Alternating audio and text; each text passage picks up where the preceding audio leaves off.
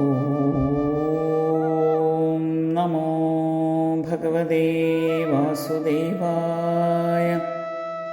ഓം ശ്രീകൃഷ്ണ പരമാത്മനേ നമഃ. ഓം ശ്രീമദ് നാരായണീയത്തിലേക്ക് ഏവർക്കും സ്വാഗതം.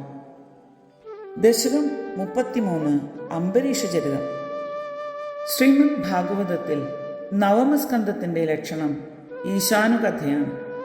അതായത് സൂര്യവംശം, ചന്ദ്രവംശം എന്ന 2 വംശങ്ങളുടെ ചരിതങ്ങൾ വിസ്തരിക്കുകയാണ്. ഈ വംശങ്ങളിൽ നിന്നാണ് അനേക വംശങ്ങൾ ഉണ്ടായിട്ടുള്ളത്.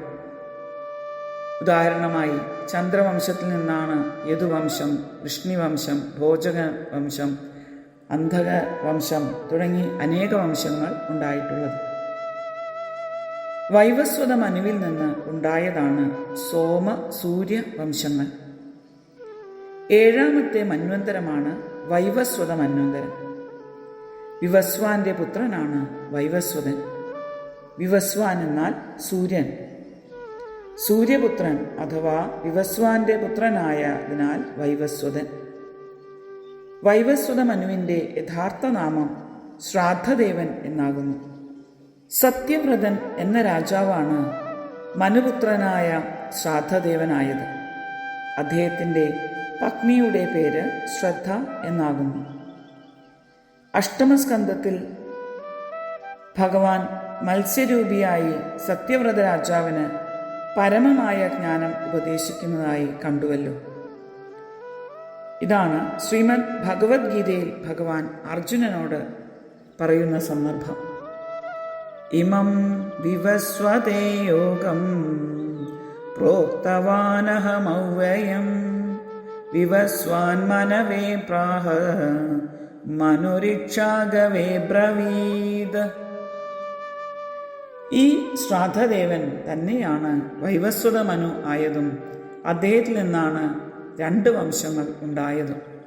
ഈ 2 വംശങ്ങളിലും പുണ്യാത്മാക്കളായ അനേകം രാജർഷികളുടെ ചരിത്രം വർണ്ണിക്കുന്നുണ്ട്. എങ്കിലും ഭക്താഗ്രേസരനായ ഭട്ടതിരിപ്പാട് പ്രധാനപ്പെട്ട ഭഗവത് ഭക്തന്മാരുടെ കഥകളെയും അവതാര കഥകളെയും മാത്രമേ ഇവിടെ സംഗ്രഹിക്കുന്നുള്ളൂ. ഇതിൽ ആദ്യമായി സൂര്യവംശ വിസ്താരത്തിനായി ശ്രീരാമചന്ദ്രൻ്റെ കഥ വർണ്ണിക്കാനായി ആ വംശത്തിലെ പൂർവഗാമിയും പരമഭാഗവതനുമായ അംബരീഷൻ്റെ ഉപാഖ്യാനത്തെ ആദ്യമായി വർണ്ണിക്കാൻ തുടങ്ങുന്നു. ബ്രഹ്മദണ്ഡത്തിനു പോലും ഭഗവത് ഭക്തന്മാരെ ഉപദ്രവിക്കുവാൻ കഴിയുന്നതല്ല എന്ന തത്വത്തെ സൂചിപ്പിച്ചുകൊണ്ട് സൂര്യവംശ ചരിതത്തിൽ ഏറ്റവും പ്രധാനം ശ്രീരാമചന്ദ്ര പ്രഭുവിൻ്റെ അവതാര കഥകളാണ്. അതുപോലെ ചന്ദ്രവംശത്തിൽ ഏറ്റവും പ്രധാനം ശ്രീകൃഷ്ണ കഥകളുമാണ്. എങ്ങനെയാണ് ഒരാളിൽ നിന്ന് തന്നെ 2 വംശങ്ങളുണ്ടായത് എന്ന് വിവരിച്ചുകൊണ്ടാണ് ശ്രീമദ് ഭാഗവതത്തിൽ സൂര്യവംശ വിസ്താരത്തിലേക്ക് കടക്കുന്നത്.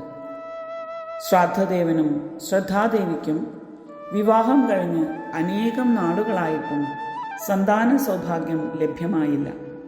ഒടുവിൽ സന്താനലബ്ധിക്കായി മിത്രാവരുണ പ്രീതിയെ ലഭിക്കുവാനായി വസിഷ്ഠമുനിയുടെ നേതൃത്വത്തിൽ അനേകം പുരോഹിതന്മാർ ചേർന്ന് ഒരു മഹത്തായ യാഗം അനുഷ്ഠിക്കുവാൻ തീരുമാനിച്ചു. യാഗത്തിനുള്ള ഏർപ്പാടുകളെല്ലാം വേണ്ടതുപോലെ ചെയ്തു. അങ്ങനെയിരിക്കെ ശ്രാദ്ധദേവൻ്റെ പത്നിയായ ശ്രദ്ധാദേവി തനിക്ക് സ്ത്രീ പ്രജ ലഭിക്കണമെന്നാണ് ആഗ്രഹമെന്ന് ഋത്വിക്കുകളോട് അഭ്യർത്ഥിച്ചു.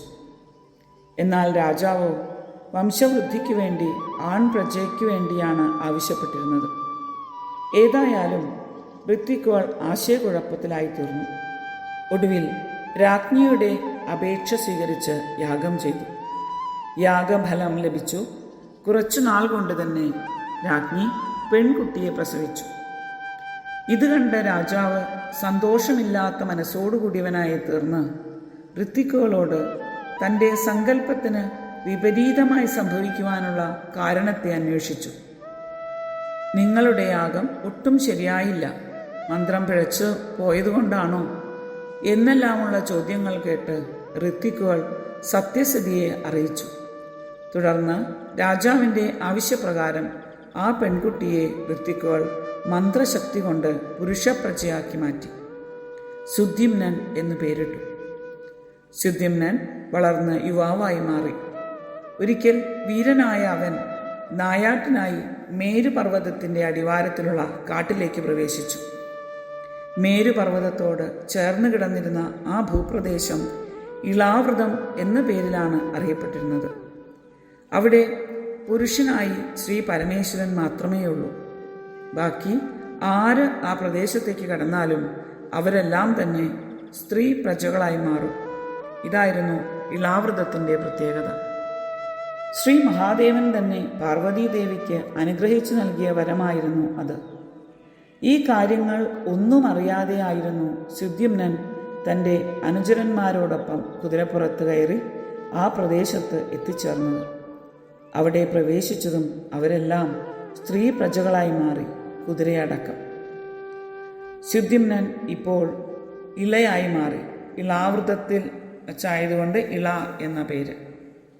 കൂടെയുള്ള തോഴിമാരുമായി കാടുതോറും സഞ്ചരിച്ചു കൊണ്ടിരുന്നു അവർ. തിരിച്ച് അവരുടെ രാജ്യത്തേക്ക് പോകുവാൻ അവർ മടിച്ചു. ഒരിക്കൽ ആശ്രമ പരിസരത്തിൽ വച്ച് സോമപുത്രനായ ബുധൻ കാണാൻ ഇടവരുകയും ഇളയിൽ പുരൂരവസ് എന്നൊരു പുത്രനുണ്ടാവുകയും ചെയ്തു.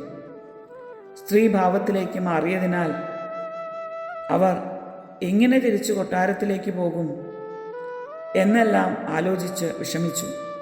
പല മഹർഷിമാരോട് യാചിച്ചിട്ടും നഷ്ടപ്പെട്ടുപോയ പുരുഷഭാവം പ്രാപിക്കുവാൻ സാധിച്ചില്ല.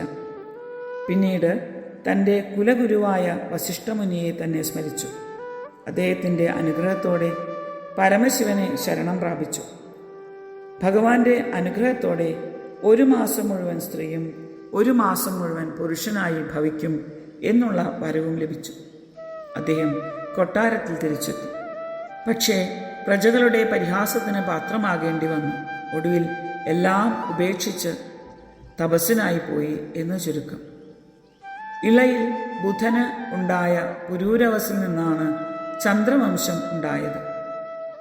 ബ്രഹ്മപുത്രനായ അത്രി മഹർഷിക്ക് അനസൂയാദേവിയിൽ വിഷ്ണു, ശിവൻ, ബ്രഹ്മാവ് ഇവരുടെ അംശഭൂതമായാണ് ദത്താത്രേയൻ, ദുർവാസസ്, സോമൻ അഥവാ ചന്ദ്രൻ എന്നിങ്ങനെ 3 പുത്രന്മാരുണ്ടായത്.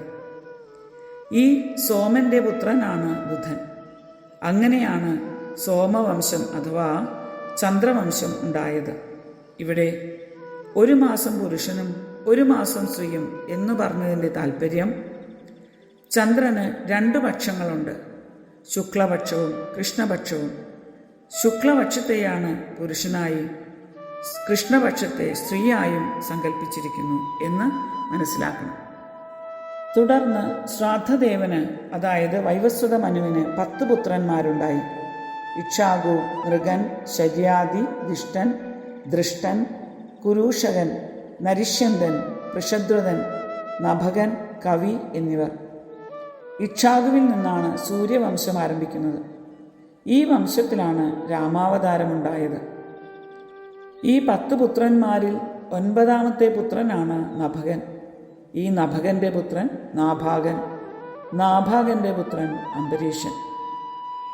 നഭകൻ വളരെ യോഗ്യനായ അറിവുള്ളവൻ ആയിരുന്നു.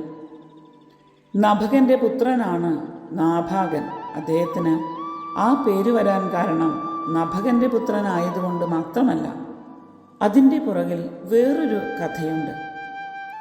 നാഭാഗൻ വളരെ കാലം ഗുരുകുലത്തിൽ തന്നെ വസിക്കിയാൽ അദ്ദേഹം നൈഷ്ഠിക ബ്രഹ്മചാരിയായി തീർന്നു എന്ന് കരുതി ജ്യേഷ്ഠന്മാർ എല്ലാവരും കൂടി പൈതൃകമായ സ്വത്തുക്കൾ മുഴുവൻ ഭാഗിച്ചെടുത്തു. കുറച്ചു കാലങ്ങൾ കഴിഞ്ഞ് നാഭാഗൻ ഗുരുകുലത്തിൽ നിന്ന് മടങ്ങിയെത്തി. തനിക്കുള്ള ഭാഗം ഏതാണ് എന്ന് ജ്യേഷ്ഠന്മാരോട് ചോദിച്ചു. അപ്പോൾ അവർ, അച്ഛനെ ഞങ്ങൾ ഭാഗിച്ചെടുത്തിട്ടില്ല, അദ്ദേഹം തന്നെയാണ് നിന്റെ ഭാഗം എന്നിങ്ങനെ പറഞ്ഞു. നാഭാഗൻ ഇത് കേട്ട് പിതാവിൻ്റെ അടുത്ത് ചെന്ന് വിവരങ്ങളെല്ലാം അറിയിച്ചു. ഇങ്ങനെ ഭാഗം കിട്ടാത്തതുകൊണ്ട് പേര് നാഭാഗൻ എന്നായി തീർന്നു. അക്കാലത്ത് അങ്കിരസ് മഹർഷിമാർ മഹത്തായ യാഗം അനുഷ്ഠിക്കുന്നുണ്ടായിരുന്നു. നാഭാഗനോട് അദ്ദേഹത്തിൻ്റെ പിതാവ് നഭകൻ പറഞ്ഞു, ജ്യേഷ്ഠന്മാർ നിന്നെ ചതിക്കുകയാണ് ചെയ്തത്. എന്നാൽ ഞാൻ നിനക്ക് ഉപജീവന മാർഗം ഉപദേശിക്കാം, ഒട്ടും വിഷമിക്കേണ്ട. കുറച്ച് അകലെയായി അങ്കിരസ് മഹർഷിമാർ ഒരു യാഗം അനുഷ്ഠിക്കുന്നുണ്ട്. ആ യാഗത്തിൽ അവർക്ക് 2 മന്ത്രങ്ങൾ അറിഞ്ഞുകൂടായകയാൽ 6 ദിവസം കൂടുമ്പോൾ കർമ്മങ്ങൾ അനുഷ്ഠിക്കുന്നതിന് വളരെയധികം വിഷമിക്കുന്നു. നീ ചെന്ന് അവർക്ക് വേണ്ട ആ 2 സൂക്തങ്ങളെയും പറഞ്ഞു കൊടുക്കൂ. യാഗം അവസാനിക്കുമ്പോൾ അവർ സ്വർഗത്തിലേക്ക് പോകുന്നതാണ്. ആ സമയം അവർ യജ്ഞാവിശിഷ്ടമായ ധനം മുഴുവൻ നിനക്ക് തരും. അതുകൊണ്ട് നീ ഉപജീവനം കഴിച്ചുകൊള്ളുക എന്നിങ്ങനെ അരുളി ചെയ്തു. പിതാവിൻ്റെ വാക്കുകൾ കേട്ട് നാഭാഗൻ അപ്രകാരം തന്നെ യജ്ഞശാലയിലേക്ക് പോയി 2 സൂക്തങ്ങൾ അവർക്ക് പറഞ്ഞു കൊടുക്കുകയും ചെയ്തു. അങ്കിരസുകളും യാഗത്തിൽ ശേഷിച്ച ധനം മുഴുവനും അദ്ദേഹത്തിന് കൊടുത്തിട്ട് സ്വർഗത്തിലേക്ക് പോയി. എന്നാൽ നാഭാഗൻ ആ ധനമെടുക്കാൻ ഭാവിച്ചപ്പോഴേക്കും അവിടെ ശ്രീരുദ്രഭഗവാൻ പ്രത്യക്ഷമായി. യജ്ഞാവശിഷ്ടമായ ദ്രവ്യം മുഴുവൻ എനിക്ക് അവകാശപ്പെട്ടതാണ്. സംശയമുണ്ടെങ്കിൽ നിന്റെ അച്ഛനോട് ചോദിച്ചുകൊള്ളുക എന്നിങ്ങനെ പറഞ്ഞു തടുത്തു. നാഭാഗൻ ചിന്താകുഴപ്പത്തിലായി. യജ്ഞശിഷ്ടമായി ഋത്വിക്കുകൾ തരുന്നത് സ്വീകരിച്ചോളൂ എന്ന് അച്ഛനും, യജ്ഞശിഷ്ടം എൻ്റെ അവകാശമാണ് എന്ന് രുദ്രനും. എന്തു ചെയ്യണം എന്നറിയാത്തതിനാൽ പിതാവിൻ്റെ അടുത്ത് ചോദിക്കട്ടെ, അച്ഛൻ പറയുന്നത് പോലെ ചെയ്യാം എന്ന് പറഞ്ഞ് അവിടെ നിന്നും മടങ്ങി. നാഭാഗൻ അച്ഛനായ നഭകനോട് ഉണ്ടായ വൃത്താന്തങ്ങൾ മുഴുവനും പറഞ്ഞു. അച്ഛൻ പറഞ്ഞു, മകനെ, രുദ്രൻ പറഞ്ഞതാണ് ശരി. യാഗത്തിൽ ശേഷിക്കുന്നതെല്ലാം രുദ്രന് അവകാശപ്പെട്ടതാണ്. ഉടനെ നാഭാഗൻ രുദ്രസന്നിധിയിൽ മടങ്ങിച്ചെന്ന് ഇപ്രകാരം അറിയിച്ചു: അല്ലയോ ഭഗവൻ, യാഗത്തിൽ ശേഷിച്ച സകല ദ്രവ്യങ്ങളും അവിടത്തേക്കുള്ളത് തന്നെ. എൻ്റെ പിതാവും അപ്രകാരം തന്നെയാണ് പറഞ്ഞത്. ഞാൻ അറിവില്ലാതെ പറഞ്ഞുപോയ അപരാധങ്ങളെ ക്ഷമിക്കണമേ എന്നു പറഞ്ഞ് നമസ്കരിച്ചു. ഇത് കേട്ട് രുദ്രഭഗവാൻ നാഭാഗന്റെ സത്യസന്ധതയെയും നഭകന്റെ ധർമ്മബോധത്തെയും അറിഞ്ഞ് സുപ്രസന്നനായി ആ ധനം മുഴുവനും അദ്ദേഹത്തിന് തന്നെ സമ്മാനിക്കുകയാണ് ചെയ്തത്. അപ്പോൾ നാഭാഗൻ ജ്യേഷ്ഠന്മാരെക്കാൾ സമ്പന്നനായി തീർന്നു. സജ്ജനങ്ങളെ, ഗുരുഭൂതന്മാരെ, മാതാപിതാക്കന്മാരെ സേവിച്ചാൽ ഒരു വിധത്തിൽ അല്ലെങ്കിൽ മറ്റൊരു വിധത്തിൽ അവർക്ക് ഐശ്വര്യങ്ങൾ വന്നു ചേരും. മഹാദേവൻ തന്നെ അനുഗ്രഹിച്ച് സകല ഐശ്വര്യങ്ങളും നൽകി ഇവിടെ. ഇപ്രകാരം ശ്രീരുദ്രന്റെ അനുഗ്രഹത്തിന് പാത്രീഭൂതനായ നാഭാഗന്റെ പുത്രനാണ് അംബരീഷൻ. ഇനി നമുക്ക് അംബരീഷ ചരിതത്തിലേക്ക് കടക്കാം. വൈവസ്വതാഖ്യമനുപുത്ര നഭാഗജാത നാഭാഗനാമക നരേന്ദ്രസുതോംബരീഷഃ സപ്താർണവാവൃതമഹീദയിതോപി രേമേ ത്വൽസംഖ്യഷു ത്വയി ച മഗ്നമനാ സദൈവ. ഓരോ വാക്കുകളിലേക്കും അർത്ഥതലങ്ങളിലേക്കും ആദ്യം ശ്രദ്ധ ചെയ്യാം. വൈവസ്വതാഖ്യ മനുപുത്ര നഭാഗജാത നാഭാഗനാമക നരേന്ദ്രസുത. വൈവസ്വതൻ എന്നു പേരായ മനുവിൻ്റെ പുത്രനായ നഭാഗനിൽ നിന്ന് ജനിച്ച നാഭാഗൻ എന്ന മഹാരാജാവിൻ്റെ പുത്രനായ അംബരീഷൻ സപ്താർണവാവൃത മഹീദൈത അഭി 7 സമുദ്രങ്ങളാൽ ചുറ്റപ്പെട്ട ഭൂമിയുടെ മുഴുവൻ അധിപതിയായിരുന്നിട്ടും ത്വൽസംഖ്യഷു ത്വയി ച സദായേവ മഗ്നമനാഹാരേമി, അങ്ങയുടെ ഭക്തന്മാരിലും അങ്ങയിലും എല്ലായ്പ്പോഴും ലയിച്ചിരിക്കുന്ന മനസ്സോടുകൂടിയവനായിട്ട് പരമാനന്ദം കൊണ്ട് വസിച്ചു. ഭഗവൽ നാഭീകമലത്തിൽ നിന്ന് ആവിർഭൂതനായ ബ്രഹ്മദേവന്റെ പുത്രനാണ് മരീചി. മരീചിയുടെ പുത്രൻ കശ്യപ പ്രജാപതി.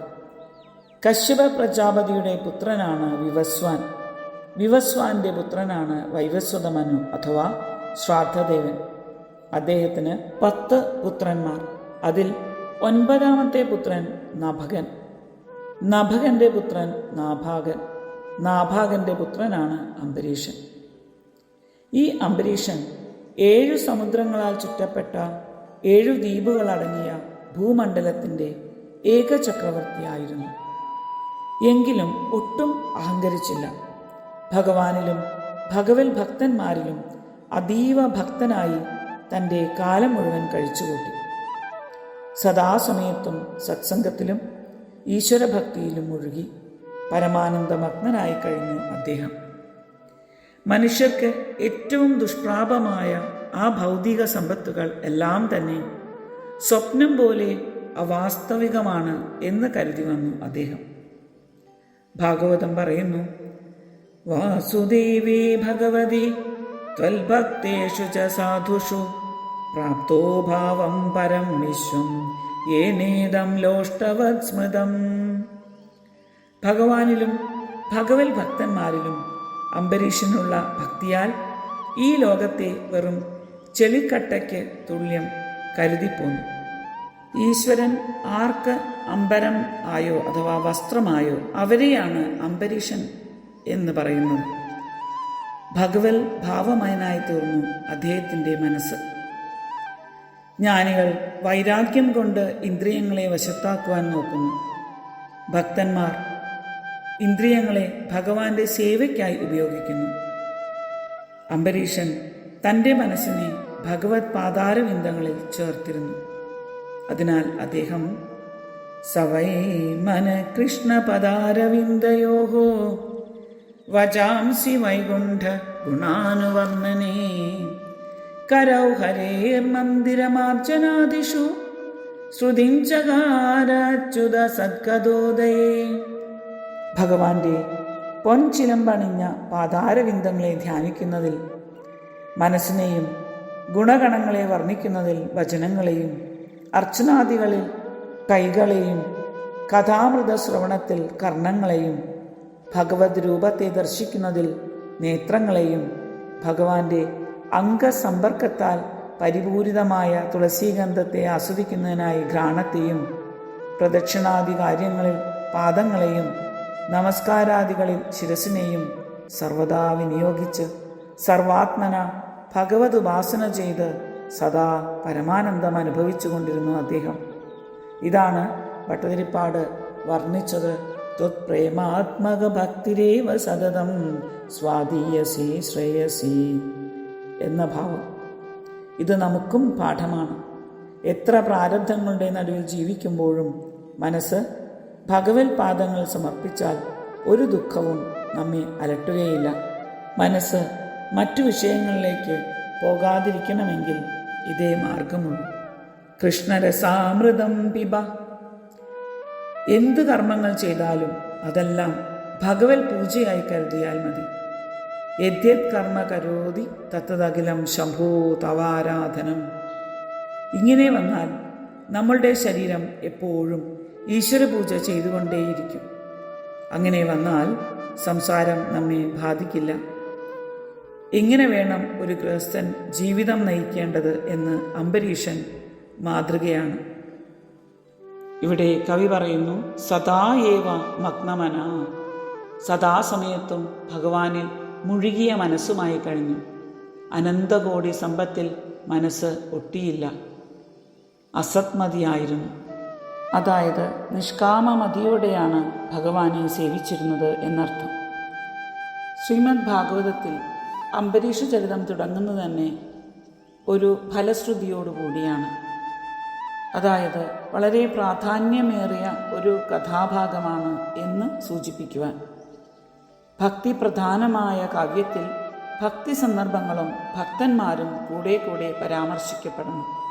അവരുടെ ഭക്തിയും അവർക്ക് ഭക്തി നിമിത്തം ലഭിച്ച പുരുഷാർത്ഥങ്ങളും അറിയുന്നത് ഭഗവത് ഭക്തി ജനിപ്പിക്കുവാൻ പ്രേരകങ്ങളാണ്. ഒരിക്കൽ കൂടി ഈ ശ്ലോകത്തെ ജപം ചെയ്യാം. വൈവസ്വതാഖ്യമനുപുത്ര നഭാഗജാത നാഭാഗനാമക നരേന്ദ്രസുതോംബരീഷഃ സപ്താർണവാവൃതമഹീദൈതോഭിരേമേ ത്വൽസംഗിഷു ത്വയി ജമഗ്നമനാ സദൈവ. ഓം തത്സത്. ഹരി ഓം.